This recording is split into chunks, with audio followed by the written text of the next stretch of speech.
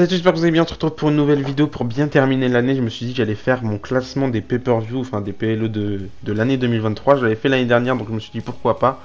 On avait 11 pay-per-view cette année, donc un de moins que l'année dernière. Et c'était un petit peu plus compliqué que l'année dernière, parce que l'année dernière, il y avait pas mal de pay-per-view qui étaient en dessous des autres. Et on avait que 2 ou 3 qui sortaient vraiment du lot. Là, tous les pay-per-view cette année, ils étaient plus ou moins qualitatifs. Il y en a 2 ou 3 qui sont moins bons à regarder. Mais je dirais que globalement, les 11 pay-per-view qu'on a eu en 2023, ils étaient tous qualitatifs. Certes, comme je l'ai dit, il y en a qui sont un petit peu moins bons, mais ils sont tous très très bien. Donc sans plus tarder, on commence directement avec la 11e place. J'ai mis Crown Jewel 2023, donc c'était l'avant-dernier pay-per-view qu'on a eu cette année. On l'a eu début du mois de novembre, si je dis pas de bêtises. Beaucoup de matchs sur cette carte-là, il y avait pas mal de potentiel sur cette carte. Mais je l'ai mis en dernière position parce qu'il y a beaucoup trop de déceptions. Il y a des matchs qui sont peu... on les retient pas beaucoup, comme Cody Rhodes, Damian Priest. J'ai plus aucun souvenir de ce match-là. Il y a des matchs qui me restent dans la tête, comme le Fatal 5-Way, si je dis pas de bêtises, féminin, où celui-là était vraiment bien. Mais à part ça, la carte, elle avait du potentiel et on n'a pas trop exploité ce potentiel. Genre par exemple, Sikoa contre John Cena, c'était pas incroyable. Le Rollins contre McIntyre qu'on est obligé de mettre en opener, c'était pas ouf non plus. C'était un bon match, mais sans plus. On attendait mieux de ce match-là entre les deux. D'ailleurs, j'espère que le match à Day One, le 1er janvier, va être bien mieux que celui qu'on a eu à Crown Jewel. Et le dernier match, du coup, Roman Reigns contre LA Knight, c'est un petit peu pareil qu'on a à chaque fois avec les matchs de Roman Reigns, pas beaucoup construit et toujours la même fin. Donc j'étais un petit peu déçu de ce pay-per-view là, et puis ça reste un pay-per-view en Arabie Saoudite. J'ai pas l'impression qu'ils ont mis beaucoup trop d'efforts pour rendre le pay-per-view mieux. Je retiens quand même le kick-off Sami Zayn contre JD McDonagh qui était sympa à regarder, mais à part ça, je trouve que le pay-per-view reste normal mais sans plus. À la 10e place, j'ai mis Fastlane, donc là aussi un des derniers pay-per-view qu'on a eu. Dans ce pay-per-view, les seuls trucs qui sont à retenir, c'est le début, l'opener qui était sympa avec Cody Rhodes et Jey Uso qui deviennent nouveaux champions par équipe. Et la fin, c'est Seth Rollins contre Nakamura qui reste bon, ça reste un bon match. Je crois que c'est un last man standing si je dis pas de bêtises. Mais à part ça, il n'y a pas eu de folie dans ce pay-per-view là, donc c'est assez fade. C'était un pay-per-view intermédiaire, je dirais. D'habitude, on n'a jamais Fastlane en fin d'année comme ça. En général, c'est juste avant WrestleMania. Là, ils ont décidé de changer. Ça faisait longtemps qu'on n'avait pas vu ce pay-per-view, depuis 2021, je crois. Ouais, c'était un pay-per-view un petit peu fade. Il n'y avait pas grand-chose à dire sur ce pay-per-view là. Il n'y a pas eu des matchs incroyables à part l'opener qui était correct et le main event, encore une fois, qui était bon aussi, mais sans plus. Il n'y a pas eu de truc qui m'a surpris, à part peut-être Jey Uso et Cody Rhodes qui deviennent champions par équipe. À part ça, pas grand-chose dans ce pay-per-view. À la 9e place, j'ai mis SummerSlam 2023, donc premier Final Four de ce classement-là. C'est un petit peu dommage pour SummerSlam parce qu'il y avait pas mal de potentiel sur cette carte-là, mais beaucoup trop de déceptions. Comme un petit peu Crown Jewel, mais là, c'était multiplié fois 100. C'est un SummerSlam et généralement, tu es censé avoir des trucs de ouf à SummerSlam, et là, c'était vraiment tout le contraire. Il y a des trucs à retenir évidemment, genre Yoskai qui devient championne en faisant son cash-in.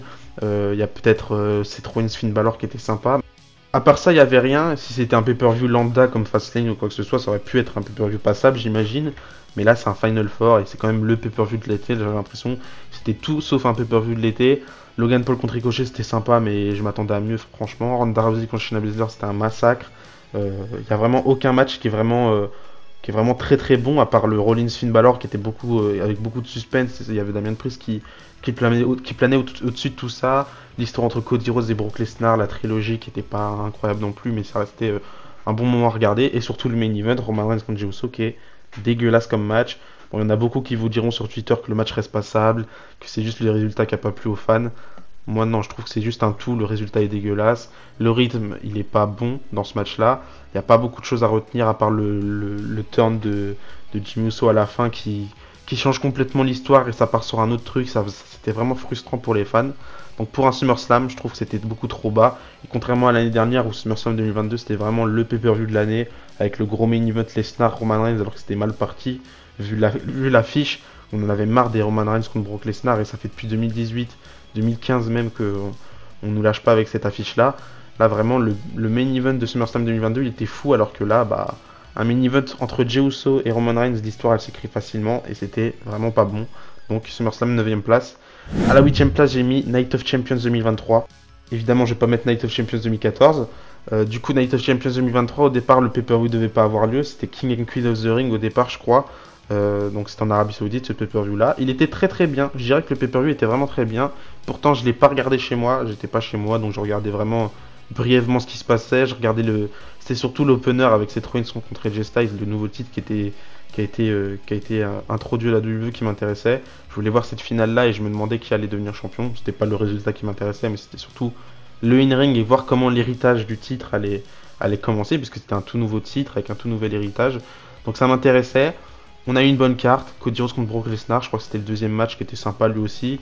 On a eu quoi d'autre? Je crois qu'on a eu le match entre Kevin Owens et Sami Zayn qui défendaient leur titre contre Solo Sikoa et Roman Reigns avec le fameux super kick de Jimmy Uso sur Roman Reigns. C'était vraiment très très bien réalisé, c'était bien écrit, c'était un bon moment pour Sami Zayn. On avait Gunther contre Mustafa Ali, il y a un super match pour le titre intercontinental. Malheureusement Mustafa Ali est plus à la WWE actuellement. Becky Lynch contre Trish Stratus, c'était passable. Après, on a Asuka qui devient championne, ça a plu à beaucoup de monde, ça n'a pas plu à beaucoup de monde aussi. Moi, j'ai bien apprécié personnellement. Et on a aussi le match de merde de Rhea Ripley contre Natalia. Mais globalement, pour un pay-per-view en Arabie Saoudite, c'était vraiment un très très bon show et j'ai bien apprécié. À la 7ème place, je mets Payback et pourtant, c'était pas un pay-per-view très hypant pour beaucoup de monde. Moi, j'ai adoré ce pay-per-view là, c'était vraiment frais, il y avait quelque chose de nouveau. On n'avait pas énormément de matchs, on avait John Cena qui faisait son retour, c'était l'host de Payback, il avait même fait guest referee du match entre le Miz et LA Knight qui est pas un match incroyable, c'est pas celui que je retiens de ce pay-per-view là. Le steel cage match entre Becky Lynch et Trish Stratus qui était vraiment très très bien.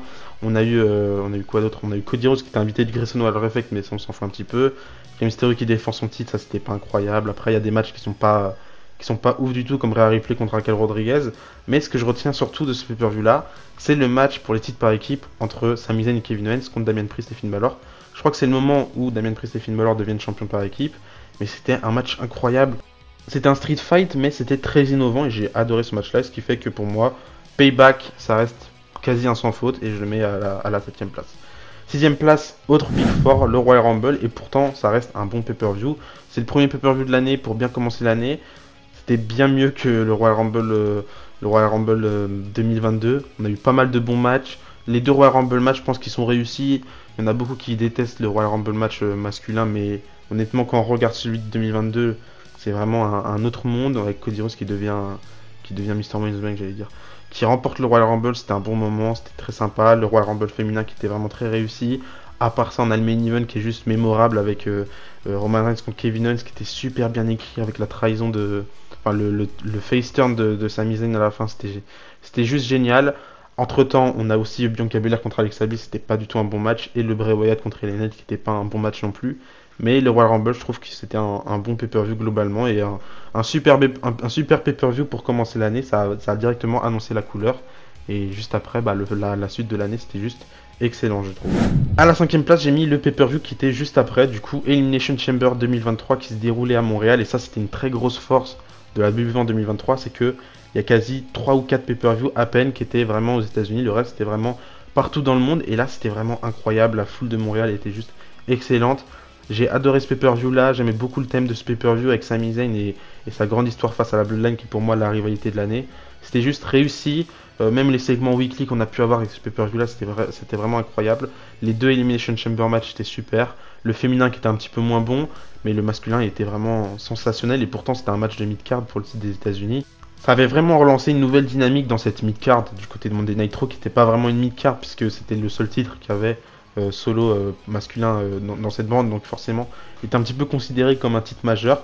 Ça avait relancé un nouveau truc que j'avais bien apprécié. Malheureusement c'est un petit peu dommage qu'ils n'ont pas su continuer là-dessus, mais c'est un gros match qui fait que pour moi ça reste un pay-per-view très très marquant. Et surtout le main event, Sami Zayn contre Roman Reigns, même si ça reste un match basique où c'était vraiment juste du storytelling pur et il n'y avait pas des trucs hyper innovants dans le ring.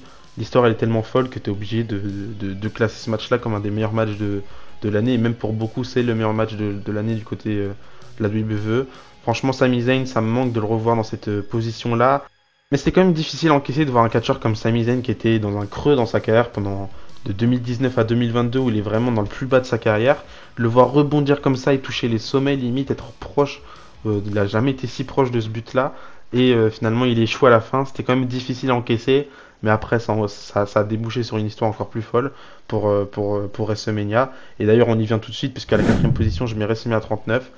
J'ai hésité à mettre WrestleMania 39 juste en dessous et mettre Elimination Chamber plus au dessus, mais j'ai quand même décidé de mettre WrestleMania 39 parce que ça reste WrestleMania et ça faisait longtemps que j'avais pas ressenti vraiment ce feeling de WrestleMania 38, WrestleMania 37 et même WrestleMania 36. À chaque fois que je regardais ces pay-per-view là, j'avais jamais l'impression que c'était WrestleMania. C'est un petit peu le Covid qui avait un petit peu tout gâché. Et là, WrestleMania 39, il y avait un nouveau vent de fraîcheur, même s'il y a beaucoup de choses qui sont ratées dans la carte. Et on en reviendra à la fin de la vidéo pour dire pourquoi il y a pas mal de choses qui sont ratées dans toutes ces cartes de pay-per-view, même si globalement, encore une fois, ça reste vraiment des pay-per-view de fou. Bah, WrestleMania 39, il y a énormément de trucs à retenir. Déjà, Cody Rhodes contre Roman Reigns, le main event de folie. Le main event de la nuit 1 aussi avec Sami Zayn et Kevin Owens qui deviennent champions par équipe. 5-star match, c'était vraiment incroyable. Le Drew McIntyre, Sheamus contre Gunther qui était aussi incroyable. 5-star match. Il y a pas mal de matchs à retenir, même le Rhea Ripley contre Charlotte Flair qui limite vole la vedette de la première nuit de WrestleMania tellement le match a été fou. Il y a énormément de choses à retenir par rapport à ce WrestleMania 39. Malheureusement, il y a beaucoup de matchs qui ont été très mal exploités, c'est un petit peu dommage pour un WrestleMania. Et pourtant, quand on regarde la carte, enfin quand on regarde les affiches et quand on regarde sur le papier, on a quasi que des matchs bangers, que des gros matchs. Bon, à part Omos contre Brock Lesnar, mais à part ça, on a vraiment que des matchs qui sont censés être très très qualitatifs. Mais je vais prendre deux exemples. Premièrement, Austin Theory contre John Cena, ça tombe bien parce que c'était l'opener. Quand tu regardes l'affiche, il y a vraiment une grosse histoire qui peut être racontée. Austin Theory qui a souvent été considéré comme le prochain John Cena, qui a souvent été comparé au début de John Cena. Il y a vraiment un truc à raconter avec ça, il y a vraiment de la dramaturgie à exploiter de ce match-là, et qui a pu être exploité, je dirais, en weekly, et pas réellement, parce que John Cena n'était pas très souvent présent en weekly pour faire le taf pour Austin Theory. Mais quand tu regardes le match, sans savoir ce qui s'est passé en weekly, tu peux pas dire que Austin Theory il était fan de John Cena, tu peux pas dire que Austin Theory c'était le nouveau John Cena, tu peux pas raconter l'histoire, il n'y a rien qui a été raconté dans ce match-là. Ça a limite été tourné un petit peu au ridicule avec John Cena qui se fait défoncer par Austin Theory, et c'est encore plus ridicule quand tu vois qu'après il y a rien qui suit avec Austin Theory. Donc vraiment ce match là était vraiment trop mal exploité et vraiment très dommage. Autre match qui a un petit peu le même traitement, Dominic Mysterio contre Rey Mysterio, même si là c'est bien mieux et que ça reste quand même le match, quand tu le regardes, il n'y a vraiment aucun problème avec ce match là, mais c'est quand même un père et son fils qui s'affrontent et il n'y a pas eu assez d'émotion, on n'a pas vraiment eu l'accent là-dessus. C'est plus drôle, c'est plus marrant. C'est pour ça qu'on retient ce match-là, mais à part ça, c'est ce genre de truc qui fait que la carte de WrestleMania 39, elle n'est pas parfaite à 100%, et j'espère que pour les prochaines cartes de WrestleMania, ça va s'améliorer. À la troisième place sur le podium, j'ai mis Money in the Bank 2023, qui était vraiment un très très bon pay-per-view. C'était à Londres, donc la foule était juste incroyable. On a eu des matchs de fou, déjà les deux Money in the Bank ladder match qui étaient vraiment très réussis. Io Sky qui remporte le féminin, Damian Priest qui remporte le masculin, même si ce soir-là c'était plus LA Knight qui était mis en avant, par la foule. Et la foule voulait vraiment voir LA Knight remporter ce match-là, mais le match était juste très très bon. Ricochet qui a fait le taf, Logan Paul qui a fait le taf.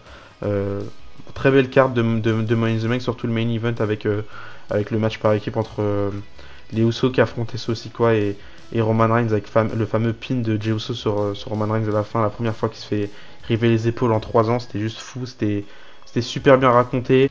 Franchement, pas grand chose à redire sur ce pay-per-view. Il y a aussi le turn de Shayna Baszler que j'ai bien apprécié. La surprise de John Cena qui arrive à un moment donné, c'était vraiment réussi parce que personne s'y attendait. Le Gunther contre Matt Riddle, même s'il était un petit peu décevant, et pareil pour le Seth Rollins contre Finn Balor qui était un petit peu décevant. À part ça, je trouve que la carte globalement était vraiment très réussie et très bien construite. Donc pour moi, je pense que ça mérite une troisième place. À la deuxième place, j'ai mis Backlash 2023, et pourtant c'était vraiment pas du tout le pay-per-view qui m'a hypé le plus. Pour moi, c'était vraiment le pay-per-view de l'été, et pourtant c'était pas un pay-per-view qui s'est déroulé en été, puisque ça s'est déroulé le 6 mai et que c'était vraiment pas du tout l'été.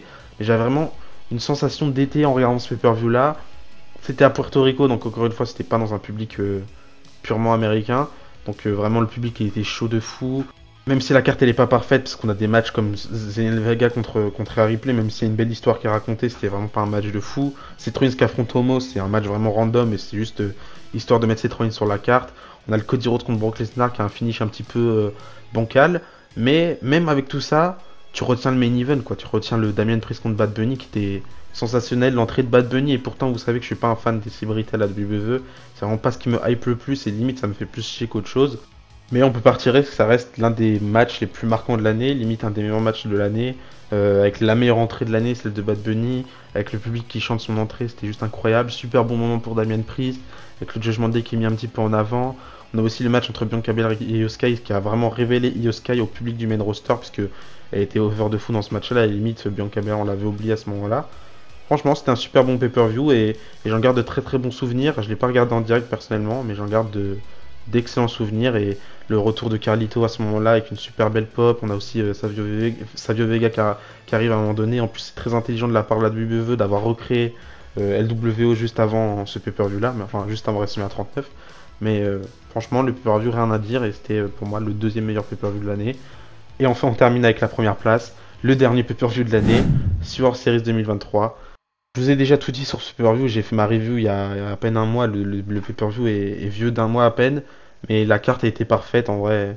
Que ce soit sur le papier ou sur ce qui s'est réellement passé, la carte a été parfaite. Il n'y a eu aucune déception, que ce soit le Wargames féminin, le masculin qui était vraiment sensationnel. Rhea Ripley contre Zoe Stark, c'est peut-être le moins bon match de la carte. On a Dragon Lee contre Santos Escobar, c'était un super bon match. Franchement, la carte a été parfaite, et même sans les deux grosses surprises qu'on a eu dans ce pay-per-view, c'est-à-dire Randy Orton, le retour de Randy Orton et le le fameux retour de CM Punk, même sans ça, j'aurais mis le pay-per-view premier, je pense, tellement le pay-per-view était qualitatif. C'est la première fois, je crois, que dans un pay-per-view, on a autant de storytelling hyper sensé, c'était cohérent. Et puis c'est en plein dans la période où c'est vraiment Triple H qui gère tout de A à Z. Il n'y a pas Vince McMahon qui est là pour faire des changements de dernière minute ou rajouter des matchs comme Omos contre Seth Rollins.